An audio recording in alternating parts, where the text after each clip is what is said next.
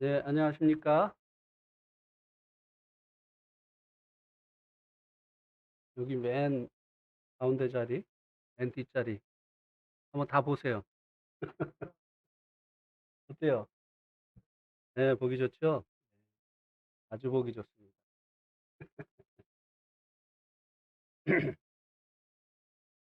어,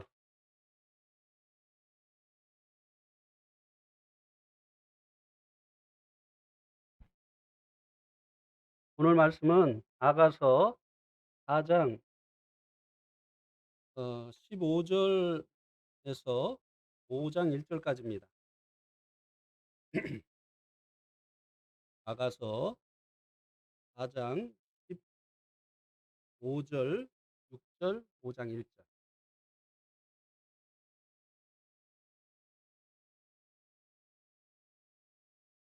1절. 15절은 형제님들이, 16절은 자매님들이, 5장 1절은 다 같이 시작. 너는 동산의 샘이요 생수의 우물이요 레바논에서부터 흐르는 시내로구나.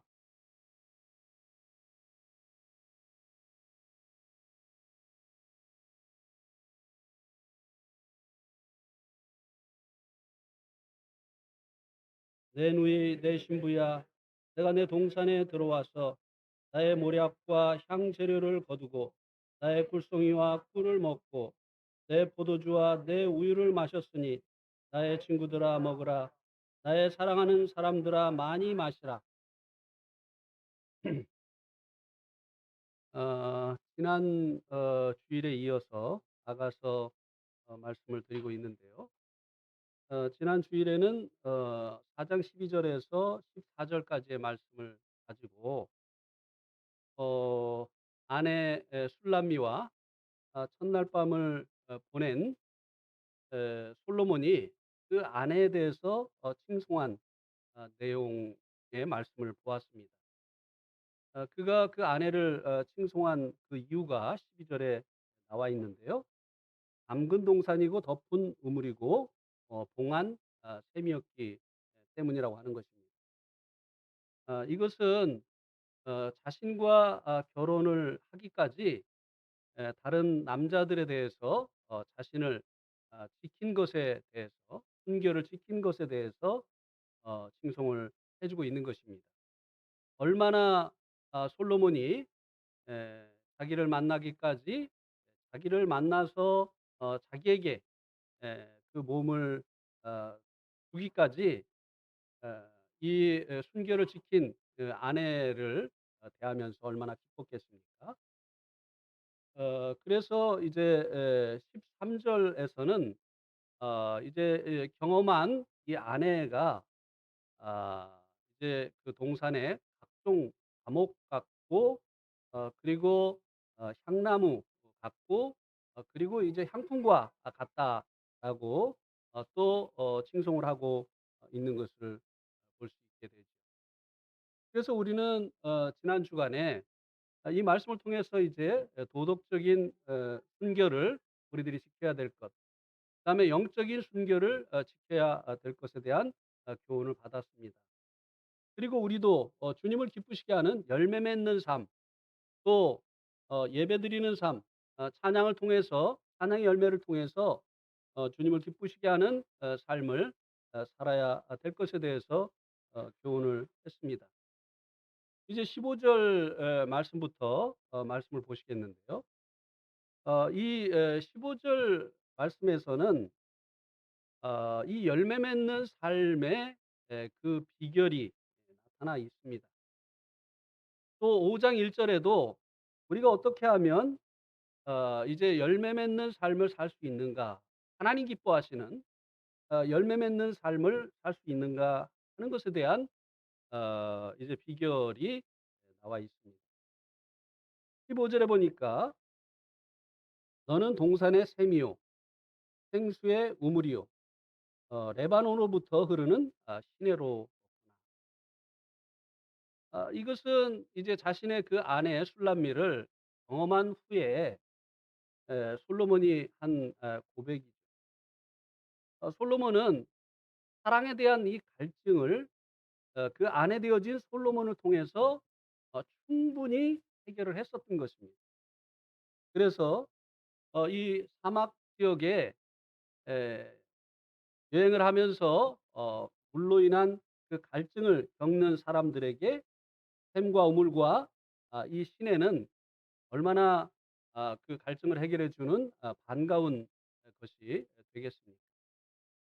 그런 것처럼 이 솔로몬에게 술람미가 사랑에 대한 이 갈증을 해결해 주는 이 둘 사이에 있는 이 교제의 결과로 인해서 이와 같은 경험을 하게 되어졌노라고.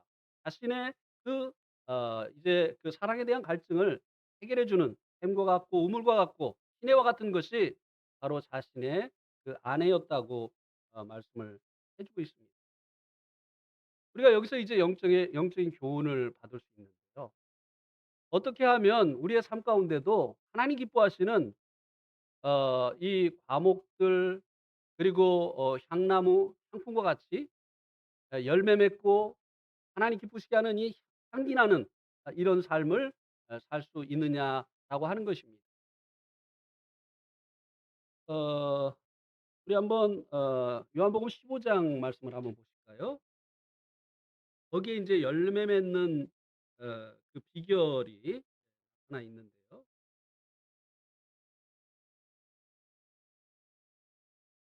15장 5 절에 보면 "나는 포도나무요 너희는 가지라. 그가 내 안에 내가 그 안에 거하면 사람이 열매를 많이 맺나니 나를 떠나서는 너희가 아무것도 할 수 없습니다."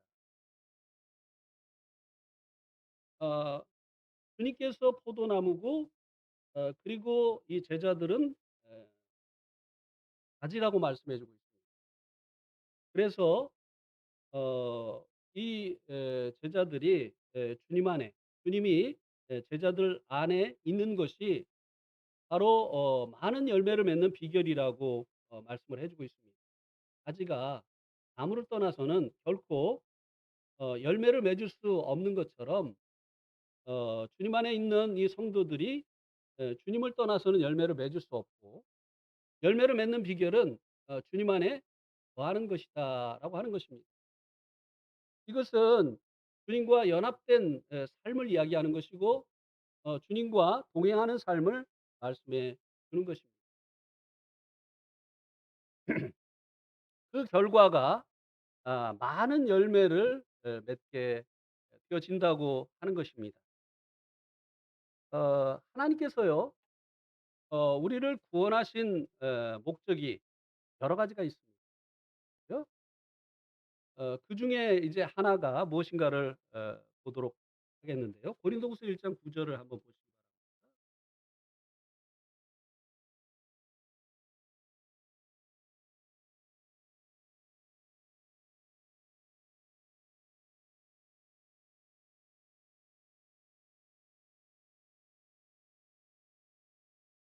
죄송합니다.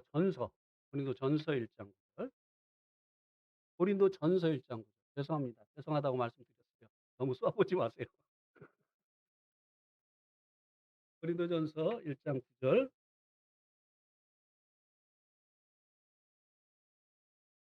"너희를 불러 그의 아들 예수 그리스도 우리 주와 더불어 부재하게 하시는 하나님은 우리를 부르신 그 목적이 무엇이냐? 우리를 구원하신 그 목적이 무엇이냐?"라고 하는 것에 대한 답을 이 말씀이 주고 있는데요. "그의 아들 예수 그리스도 우리 주로 더불어 보좌케 하는 것이다."라고 이 말씀이 우리들에게 말씀해 주고 있습니다. 예. 전도하고 예배하고 많은 주님께서 우리를 구원하신 그 목적이 있죠. 그런데 여기 이제 또 다른 그 구원하신 목적을 말씀해 주고 있는데요. 바로 주 예수 그리스도와 교제하는 것이다라고 말씀해 주고 있습니다. 이 교제의 결과가 열매를 맺게 하는 것입니다. 제가 이제 예언자매하고 그리고 이제 총명 형제하고 결혼식을 할 때 주례사를 하면서 하나님께서 둘을 합하여서 하나가 되게 하셨기 때문에 이제 이 두 사람은 더 이상 둘이 아니고 하나라고 말씀을 드렸습니다. 그래서 이제 서로를 향해서 이제 저는 당신의 반쪽입니다. 이제 우리는 둘이 아니고 하나입니다. 그래서 이제 당신의 기쁨이 나의 기쁨이고 당신의 소망이 나의 소망이고 어 당신이 싫어하는 것이 또한 내가 싫어하는 것이고 이렇게 우리는 하나입니다라고 고백을 해야 된다라고 이제 주례사 가운데서 이야기를 했습니다. 이제 결혼을 하고 두 사람의 이제 교제가 시작되는 거 아닙니까?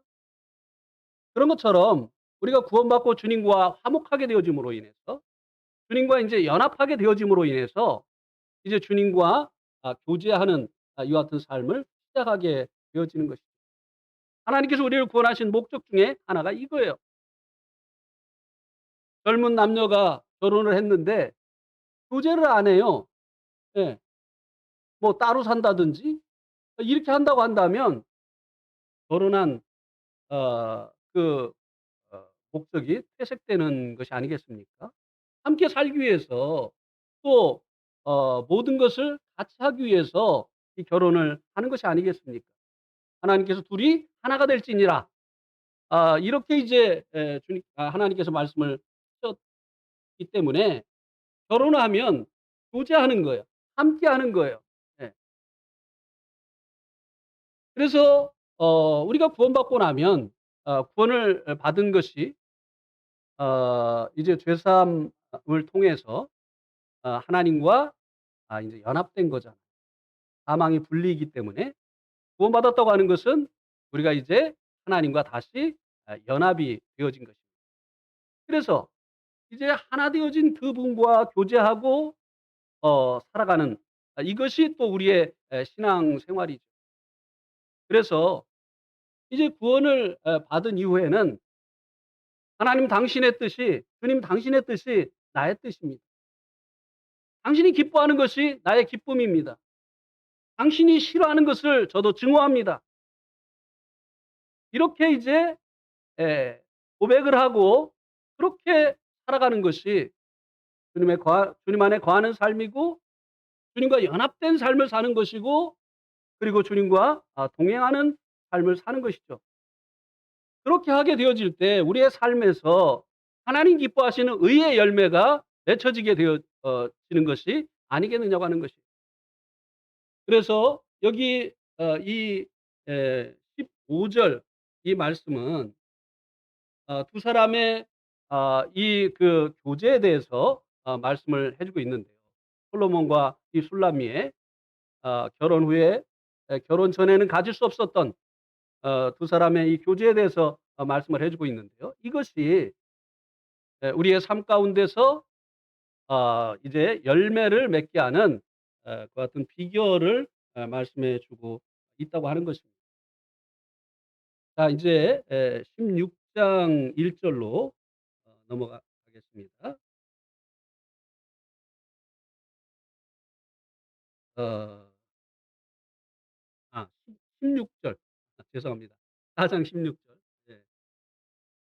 제가 좀 왔다 갔다 해요 요새. 예. 한 일도 내가 언제 했느냐고 하고 안 한 일도 한 것처럼 생각이 되고 얼마나 먹었다. 죄송합니다.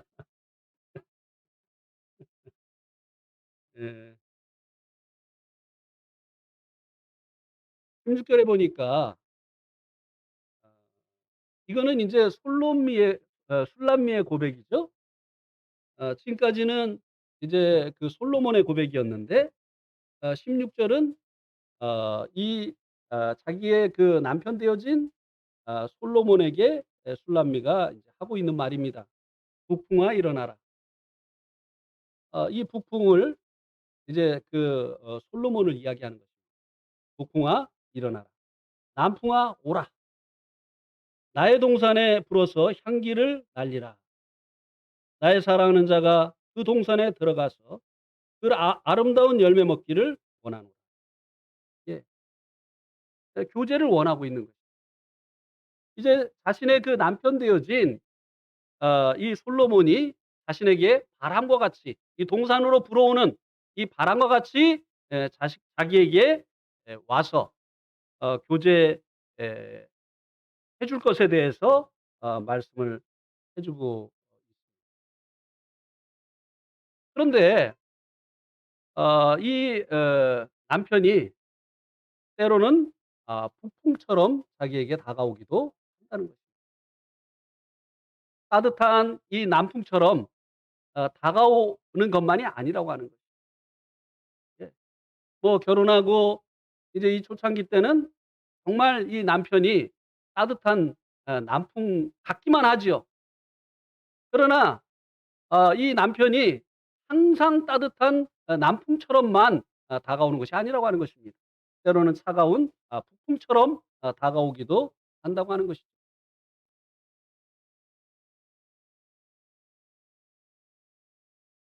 어 뭐 이스라엘도 마찬가지예요. 우리나라도 겨울이 되면 북풍이 불어오잖아요. 예. 서북풍이 불어오는데 북쪽에서 불어오는 바람은 차가운 바람이고, 또 봄이 되고 여름이 되면 이제 따뜻한 남쪽에서 불어오는 이제 바람이 또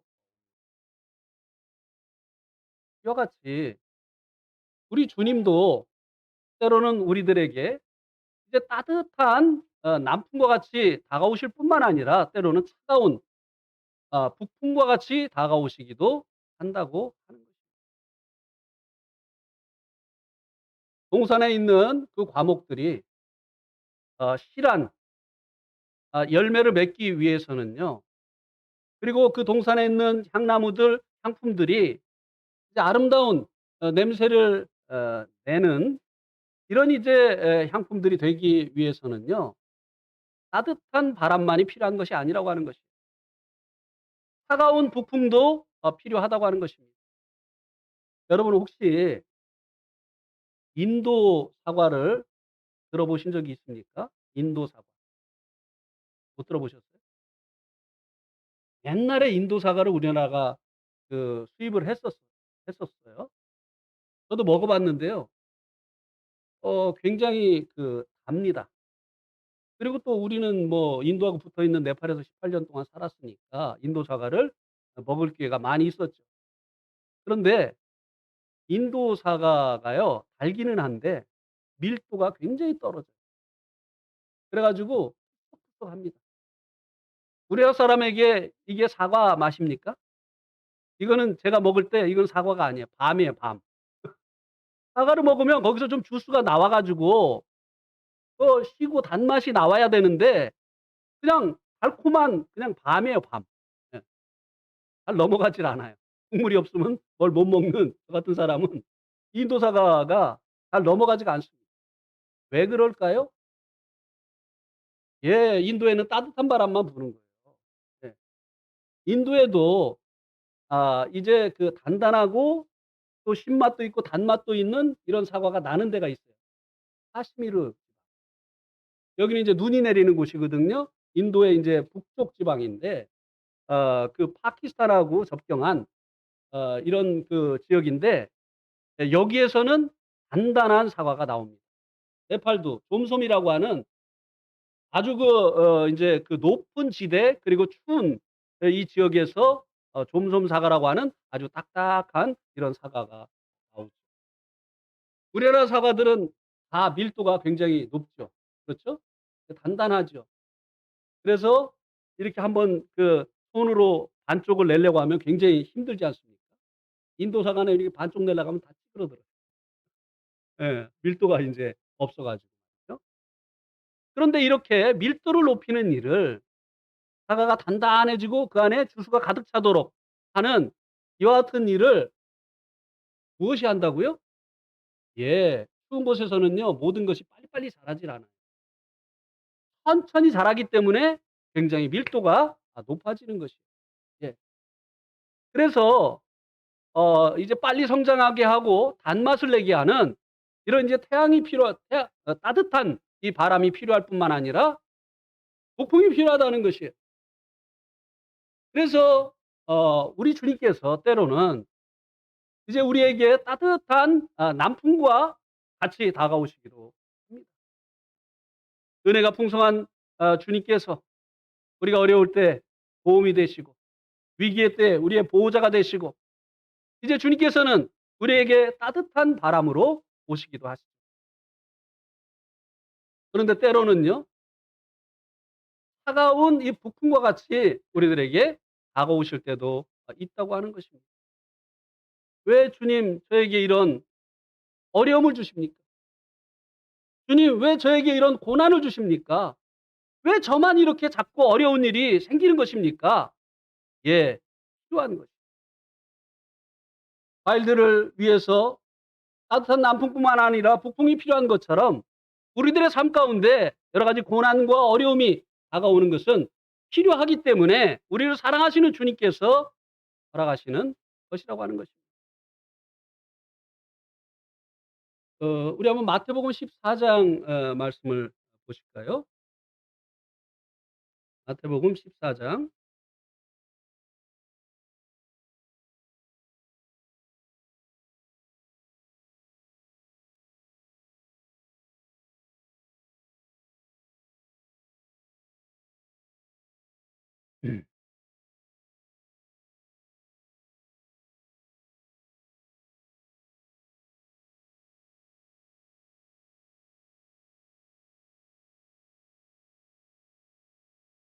어 마태복음 14장 13 절에서 21 절에 보면요. 오병이어의 기적을 행하신 사건이 나옵니다. 주님께서 줄인 사람들 남정네만 5천 명의 사람들을 위해서 떡 5 개와 물고기 2 마리로 이제 기적을 일으키셔서 사람들을 먹이신 이와 같은 사건이 나오죠. 그래서 주님께서 따뜻한 남풍으로 다가오신 거예요. 그런데요. 22 절에 보세요. 22 절에 보니까 예수께서 즉시 제자들을 재촉하사 자기가 무리를 보내는 동안에 배를 타고 앞서 건너편으로 가게 하시고 제자들이요. 지금 신이 났어요. 주님께서 오병이어의 기적을 일으키셔서 그 굶주린 사람들을 먹이셨을 때 사람들이 환호하지 않았겠습니까? 와, 놀랍다. 그리고 그때 이 제자들의 마음이 어떻겠습니까? 우리가 모든 것을 버리고 주님 따른 거 정말 잘하는 것이야. 얼마나 이 제자들이 기뻐하고 흥분돼 있었겠습니까? 그 자리에 더 있고 싶었겠죠. 주님과 더불어서 같이 영광을 받기를 원했겠죠. 근데 주님께서 그들을 재촉을 하셨어요. 왜요? 그 자리에서 떠나게 하시려고. 그래서 배를 타고 건너편으로 가도록 주님께서 그들을 보내셨습니다. 사람들을 보내는 일은 이제는 내가 할 테니까 너희는 배 타고 건너편으로 가라 하면서 주님께서 제자들을 이제 이 갈릴리 이 바다에서 항해하도록 그렇게 하셨습니다. 그런데요. 24 절에 보세요. 주님이 가게 하신 그 길을 가는데요. 어떤 일이 일어났습니까? 24 절에 보니까 배가 이미 육지에서 술이나 떠나서 바람이 거스림으로 물결로 말미암아 뭐를 당한다고요? 예. 고난을 당하더라. 주님이 가라고 하신 길에는 순풍만 불어야 되잖아요. 그죠? 그런데 역풍이 불었어요. 그래서 이 역풍으로 인해서 제자들이 어려움을 겪게 됐습니다. 왜 주님이 가라고 하는 이곳에 역풍이 불어오느냐 이거. 왜 이 차가운 북풍이 불어오느냐라고 하는 것입니다.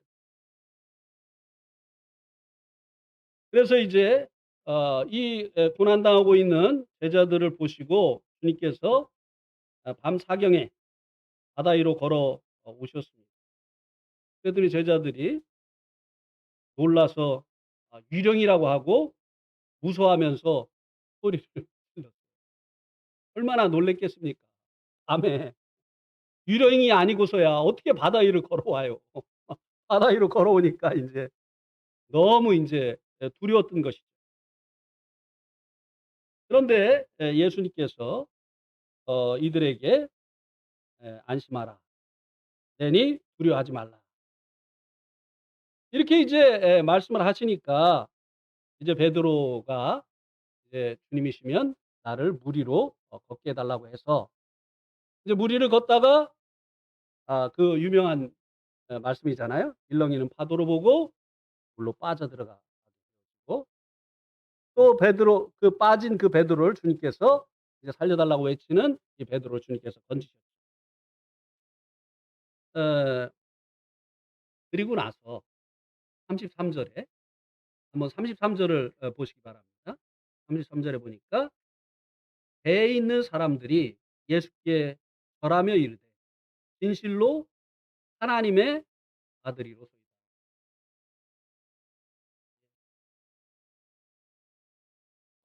베드로가 주님에 대해서 뭐라고 고백을 했습니까? "주는 그리스도시요 살아계신 하나님의 아들이다." 그런데 그의 이 고백은요. 풍랑을 만나자 어떻게 됐습니까? 이론이 되어 버렸어요. 하나님의 그 아들이신 것을 정말 믿는다고 한다면 어떻게 됐어야 됐습니까? 두려워하지 말아야 됐죠. 예.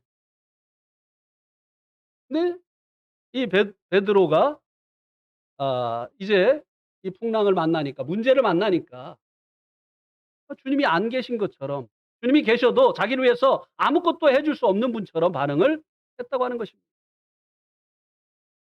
우리가 그랬잖아요.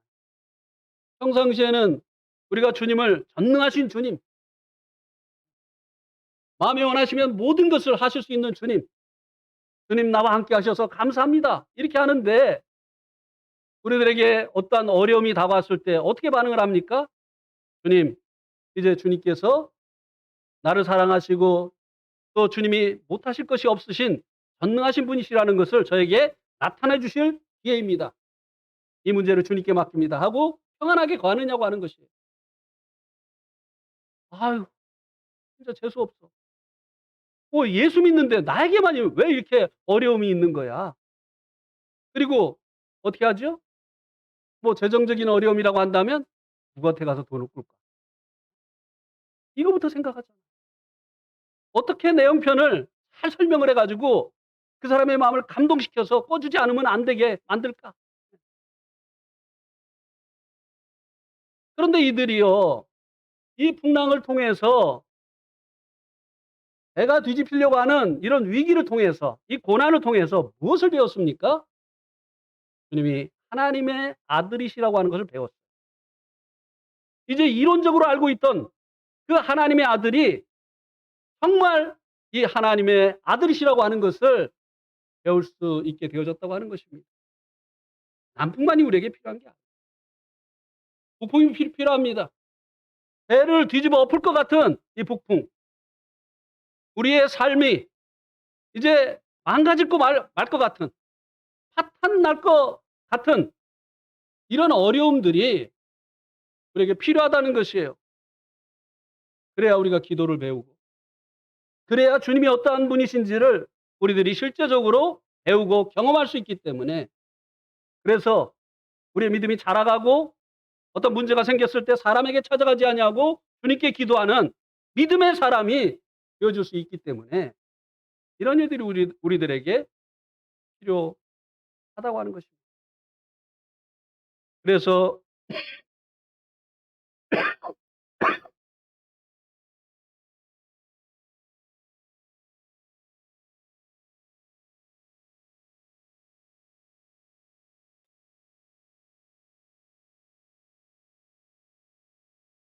어 왜 이런 증상이 일어나는지 모르겠는데요. 이 증상이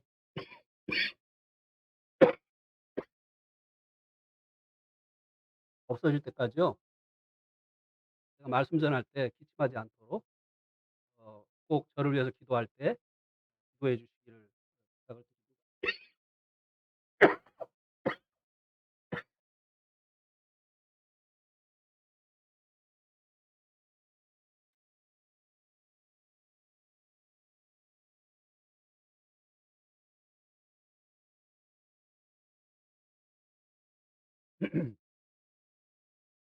상황에서 이제 말씀 전할 때마다 기쁨이 났었는데 성도들이 오히려 듣는 사람들이 마음이 간절해지고 말씀에 집중할 수 있어서 좋았다고 하더라고요. 그런가요? 제가 기침하고 나면.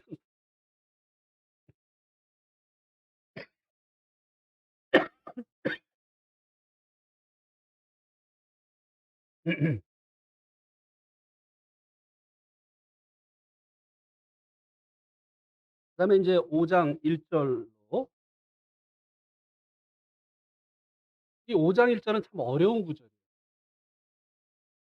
이 아가서가 어려운 이유가 있는데요. 이 지금 이 말을 하고 있는 화자가 누구냐를 분별해 내야 됩니다.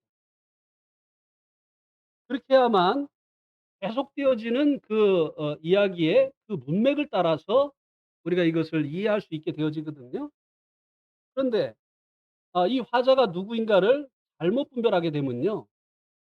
계속되어지는 그 문맥과 이야기와 다른 것으로 우리들이 이해를 할 수 있기 때문에 그렇다고 하는 것입니다.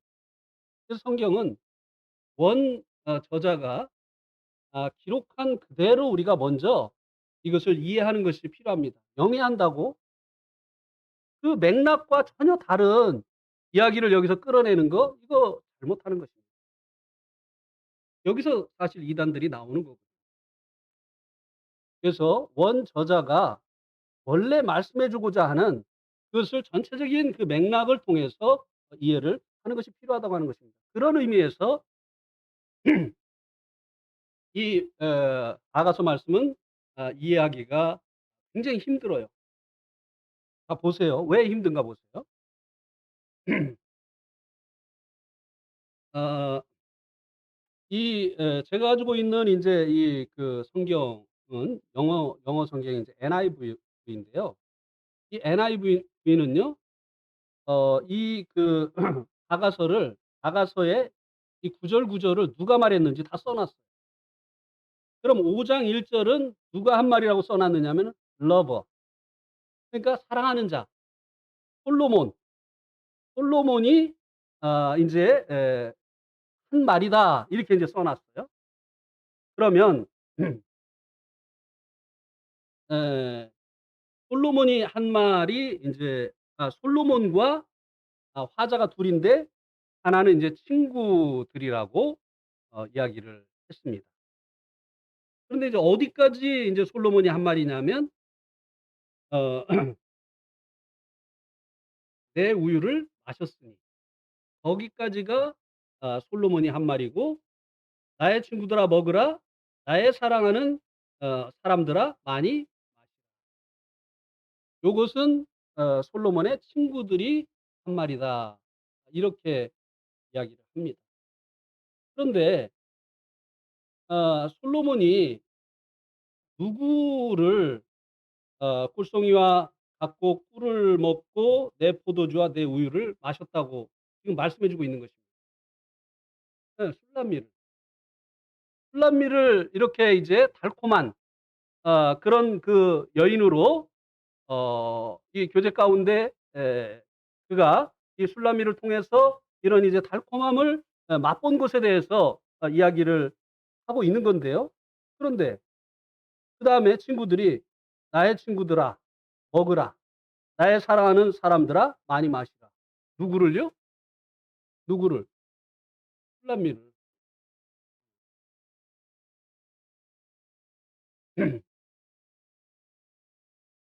그러니까 친구들이 인제는 솔로몬이 아니라 친구들이 술람미를 먹으라고 하는 거예요. 그럼 이게 문맥적으로 맞습니까? 이거는 완전히 비도덕적인 지금 그 요구를 하고 있는 거잖아요. 우리가 인제 4장 12 절에서 솔로몬이 술람미의 어떤 면에 대해서 칭송을 했습니까? 그가 다른 남자로부터 자기의 순결을 지킨 것을 칭송을 했어요. 그런데 여기 와서는 결혼한 술람미를 친구들에게 "니들이 잠자리 해라. 내가 그의 달콤함을 맛본 것처럼 너희들도 그 맛봐라." 말이 됩니까? 그러니까 이게 문맥적으로 이해를 해야 된다는 거예요. 예. 그렇게 그 이해를 하게 되어지면 맞지가 않는 거잖아요. 이거는 뭐 뭡니까? 이렇게 하면 성경이 뭐가 되는 거예요? 마치 매춘하라고 하는 것이 되어지는 것이 아니겠습니까? 그래서 이 화자가 누구인가를 먼저 우리가 인제 그 분별을 해야 되는데요. 그 첫 부분 첫 단락은 "내 누이 내 신부야."라고 얘기를 했으니까 이것은 틀림없이 솔로몬이 한 말입니다. 훌람미가 솔로몬이 자기의 누이고 자기의 그 신부라고 늘 고백을 했으니까 이것은 솔로몬이 한 말이에요. 그다음에 어 "나의 친구들아 먹으라. 나의 사랑하는 사람들아 많이 마시라." 이것은 누가 한 말이냐? 이들의 결혼을 주례하신, 그러니까 하나님께서 아담과 하와를 인제 결혼하게 하셨잖아요. 그래서 이 결혼을 제정하신 분은 하나님이세요. 그래서 누가 결혼을 한다 할지라도 하나님이 짝지어 주신 것을 이라고 말하잖아요. 그죠? 주례를 어떤 사람이 했다 할지라도 이 결혼을 성사시켜 주신 분은 하나님이시라는 거예요. 그래서 하나님이 짝지어 주신 것을 사람이 나누지 못할지니라. 이렇게 이제 우리가 이제 성경을 통해서 말씀을 드리잖아요. 그러니까 이 두 사람의 에 참 주례자 역시 하나님이세요. 그래서 이 두 사람이 결합한 후에 두 사람이 서로를 이제 사랑으로 음미하는 여하튼 이제 교제를 누릴 것에 대해서 하나님께서 말씀해 주고 있는 것입니다. 당연하죠. 예.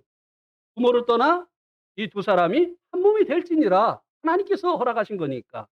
하나님께서 하신 거니까 참 주례자인 하나님께서 이 두 사람에게 어 "나의 친구들아." 예. 이 술람미와 이 솔로몬 이 두 사람에게 "먹으라. 나의 사랑하는 사람들아 많이 마시라." 왜? 하나님이 허락하신 거니까. 하나님이 짝지어 주신 거니까. 하나님께서 이렇게 두 사람이 서로를 누려야 될 것에 대해서 말씀을 해 주고 있는 것입니다.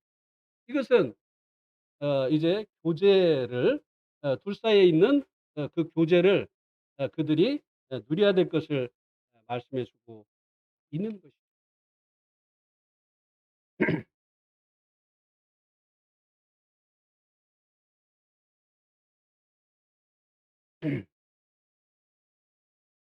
그래서 5장 1 절을 조금 자세히 보시면요.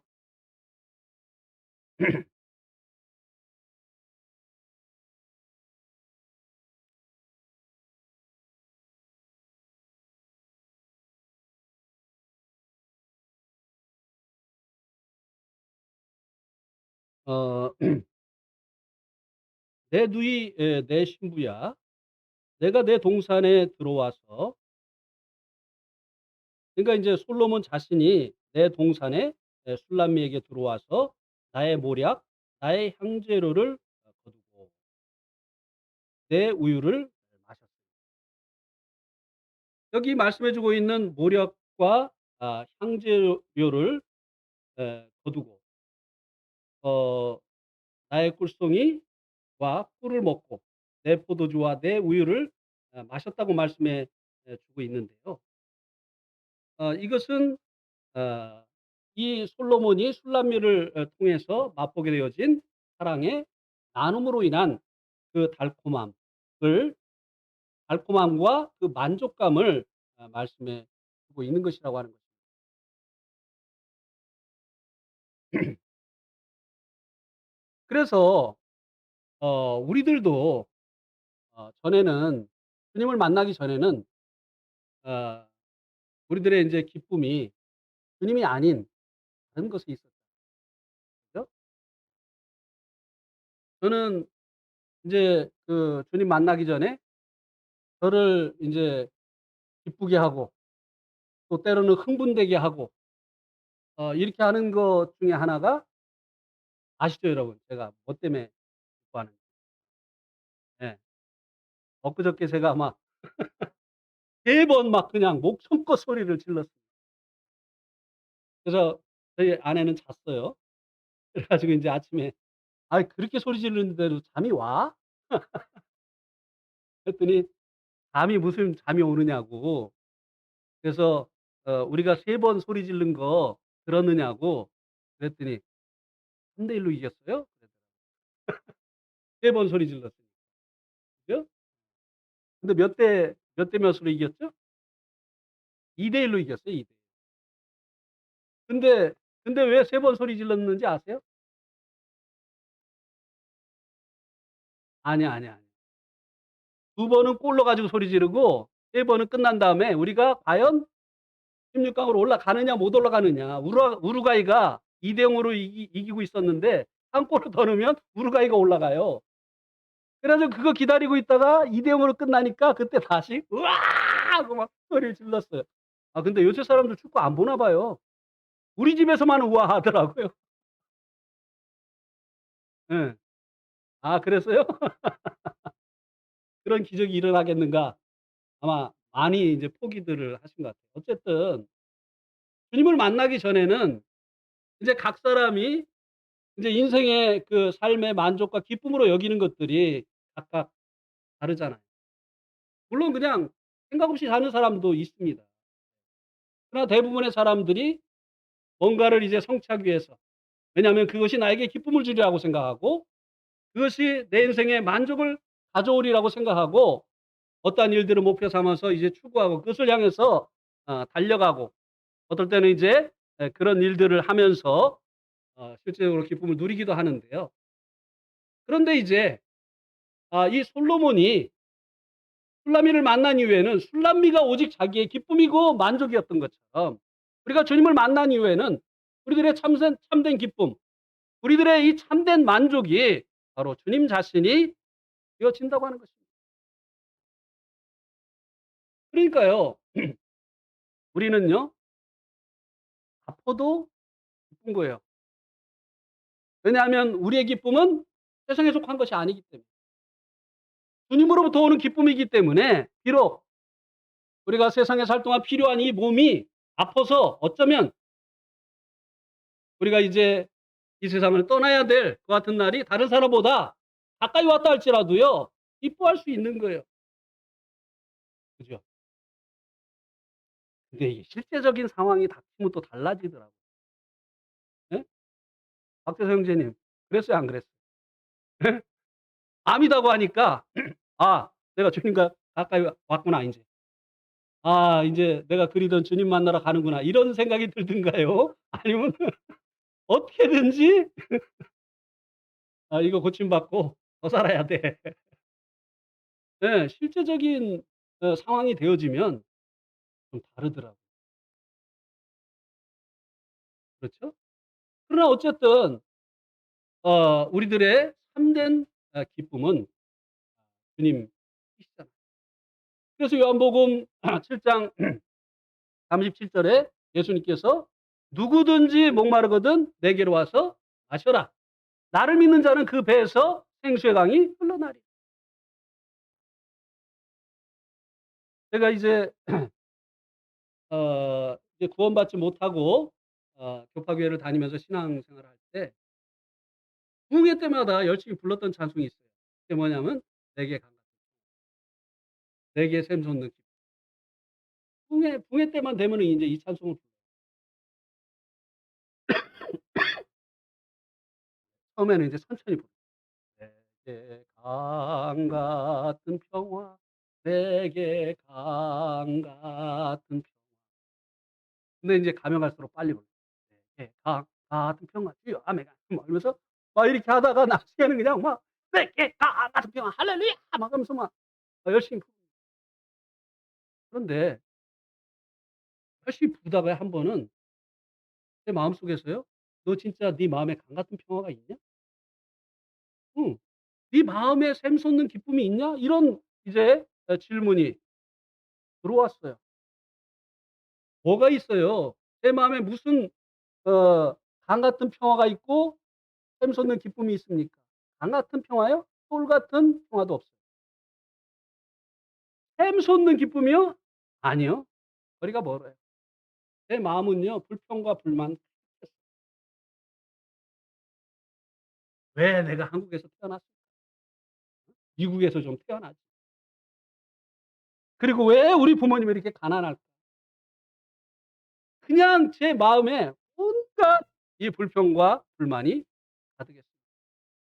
그런데요, 정말 주님을 만나고 주님께서 말씀하신 대로 주님께서 제 마음에 찾아오셨을 때요, 주 예수 내 마음에 들어와 계십니다. 전하여서 세상 물밀듯 내 마음에 기쁨이 넘치면 주 예수 내 마음에 오십니다. 설명할 수가 없어요. 왜 이렇게 기쁜지 모르겠어요.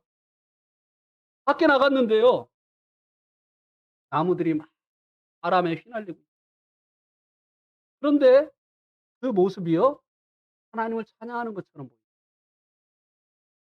얼마나 마음이 가벼운지 마치 구름 위를 걷는 것 같아요.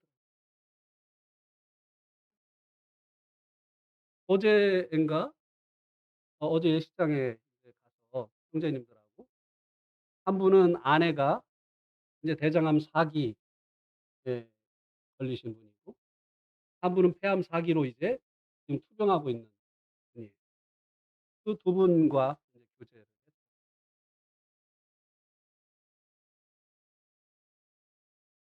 제가 이제 무슨 얘기를 했느냐면, 우리가 옛날에 구원받았을 때 정말 우리 죽고 싶지 않았어? 빨리 천국 가고 싶어 가지고.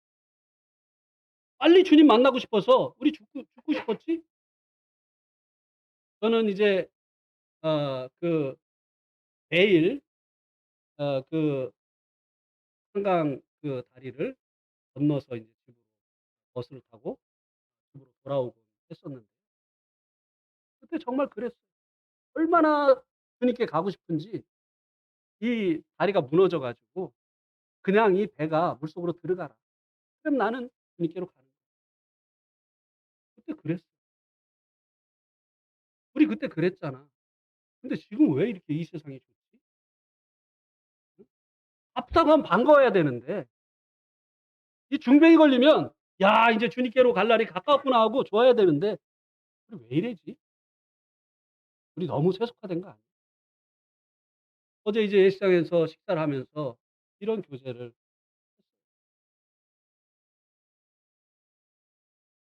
주님이 주신 우리가 구원받을 때 그, 이거는 우리가 그때까지 경험해 보았던 그 어떤 것을 통해서 어 얻었던 기쁨보다 정말 비교할 수 없이 큰 이와 같은 기쁨이 아니었느냐고. 솔로몬이 훌람미를 만나서 얻게 되어진 그 기쁨, 만족, 이런 것들을 정말 향기로운 달콤한 이런 이제 향재료 그리고 꿀 이런 것들과 비교한 것처럼 우리가 그렇지 않았느냐고. 그전에는요, 이 성경이요, 구원받기 전에는 이 성경이요, 정말 수면제였어요. 성경 보면 그렇게 졸린 거예요. 특히 마태복음 1장 보면은요, 2장 못 넘어가요. 왜냐하면 낳고 하다 보면 졸아요. 이게 도대체 무슨 의미야 나한테. 그리고 또 구약. 아니 이름도 어렵고 지명도 어렵고 이게 도대체 내가 왜 읽어야 되는 거야. 그런데요, 이 하나님의 말씀이 꿀송이 같다고 하는 이 말씀이요, 구원받고 나니까 정말 아멘이 돼요. 정말이에요. 그냥 구약 성경이 깨달아지니까요. 이 말씀들이 이제 깨달아지니까 정말 이것이 기쁨이 되는 거예요. 그래서 막 그냥 '성경 읽어야 돼.' 막 교회에서 맨날 이렇게 하니까 읽는 게 아니에요. 꿀송이 같으니까. 이것이 나에게 기쁨이 되니까 보는 거죠.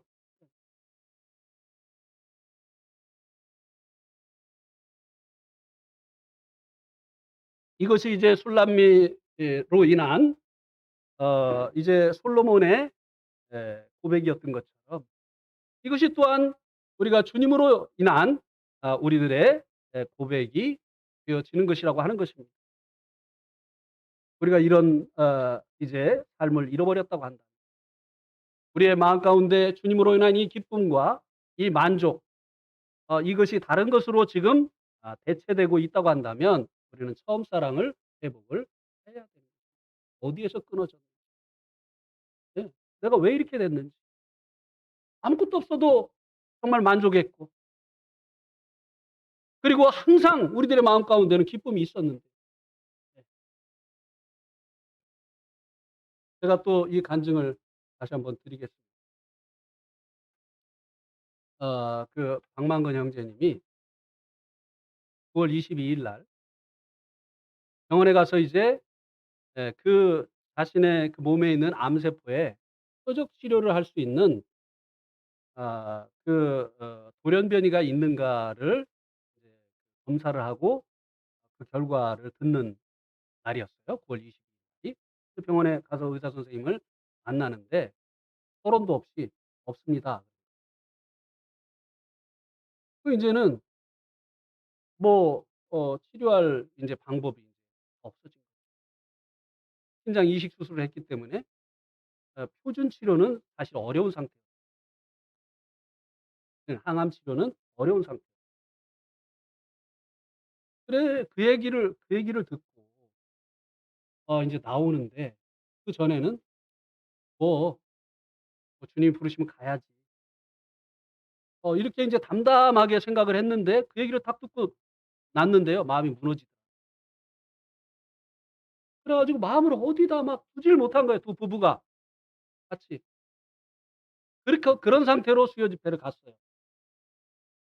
수요 집회를 갔는데 찬송을 인도하는 형제가 "생명 주께 있네." 그 찬송을 부르는 아멘. 생명이 주님.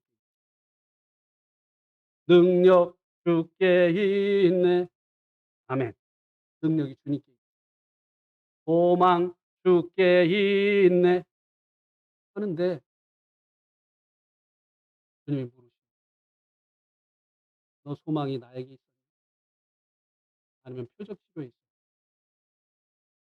너의 소망이 나에게 있었다면 표적 치료가 안 된다 할지라도 네가 지금 이렇게 어려워하고 마음 둘 곳이 없어서 이렇게 방황하지 않을 텐데 네 소망을 표적 치료에 뒀구나." 자기가 알았다는 거예요.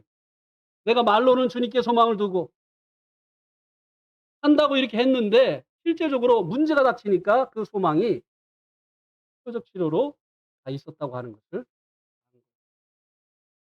그 말씀을 들으면서요 제가 '내가 그렇 항상 나와 함께 계시는 그 주님으로 인해서 어떤 상황에서도 어떤 일을 만나도 나와 함께 계시는 이 주님으로 인해서 기뻐했는데 주님이 나의 기쁨이었는데 내가 왜 이것을 잃어버렸' 여러분 마찬가지입니다. 우리가 어떻게 항상 기뻐할 수 있을까요? 주님으로 인해서 기뻐하면 되는 거예요. 근데 인제 우리에게 어떤 문제가 다가올 때 우리의 마음을 그쪽으로 뺏기거든요. 그래 가지고 그 문제가 되고 안 되고 그 문제가 해결되고 안 되고 여기에 우리의 소망을 두고 우리의 마음을 거기에다 두다 보니까 그 일이 되면 기쁘고 안 되면 슬프고 예 이렇게 되는 것이라고 하는 것을 알게 됐어요. 여러분 정말 우리의 마음이 우리의 소망이 주님께 있는지 한번 되돌아보시기 바랍니다. 이것이 여러분들의 이 처음 사랑을 회복하는 것 같은 방법입니다. 우리에게 주어진 일들은 결국 주님을 배워가게 하고 주님을 알아가게 하는 하나의 그냥 이 교보제일 뿐이라고 하는 것입니다. 지나고 나면 그래요. 지금 그것이 굉장히 커 보이고 이것이 안 되면은 그냥 안 될 것 같은데 지나고 나면 사실 하나님께서 그 일을 통해서 우리들이 무엇인가를 배우기를 원하시는 그 같은 뜻을 가지고 계셨다는 것을 우리가 나중에 알게 되어지는 거죠.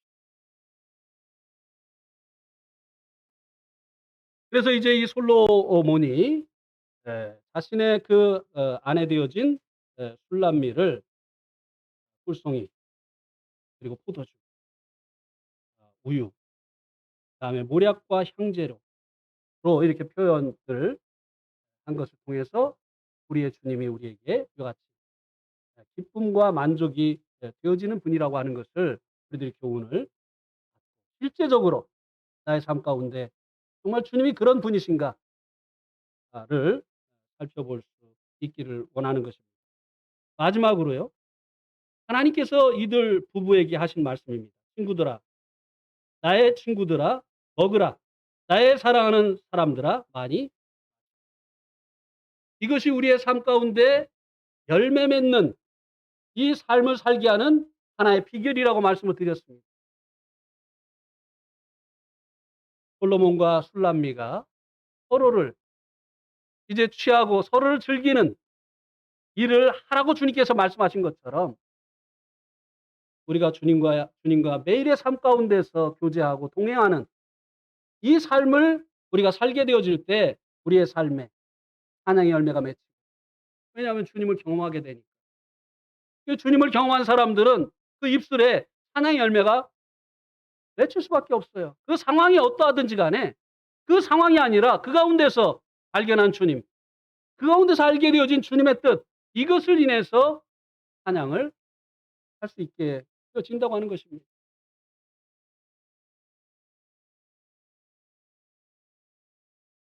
그렇게 그렇게 되어져야 아 우리가 인생의 마지막을 맞이할 때도요 흔들리지 않을 수 있어요. 많은 사람들이 마지막에 좋은 간증을 남기지 못해요. 사는 데만 집착해 가지고. 그냥 그러니까 방망은 형제님에게 주님이 그렇게 묻더라는 거예요. "내가 너를 왜 살려 줘야 되냐. 너 일 다 그냥 이제는 지금까지 하던 일 다 접어 놓고 쉬려고 하는데 그럼 쉬려고 하면은 천국 가서 쉬는 게 더 낫지 않냐. 내가 너를 왜 살려 줘야 되는데 도대체." 마지막까지 우리가요 아름다운 간증을 남겨야 돼요. 지금 우리 이제 여기 계신데 말씀을 드려서 그렇습니다. 주님 보세요. 어떻게든지 이 집회에 참석하시려고 하시고 계시잖아요. 이게 쉬운 일인 줄 아세요? 아닙니다. 쉬고 싶죠. 몸이 말을 안 듣는데. 예. 한 번 여기 계단 올라가면 얼마나 힘이 든데. 마지막이 중요한 거예요. 모든 것이. 이 공사도 잘 해 놓고요. 마지막 이 페인트 칠 한번 잘못해 놓으면요. 지금까지 잘한 거 허사가 되는 것입니다. 여러분 쉽지 않아요. 우리 인생의 마지막을 아름답게 장식하는 거. 계속 주님으로 해서 기뻐하고 계속 주님을 소망하고 주님 한 분만으로 만족하는 이런 삶을 마지막까지 사는 거. 하는 사람들이 마지막에 변합니다. 엉뚱해져요.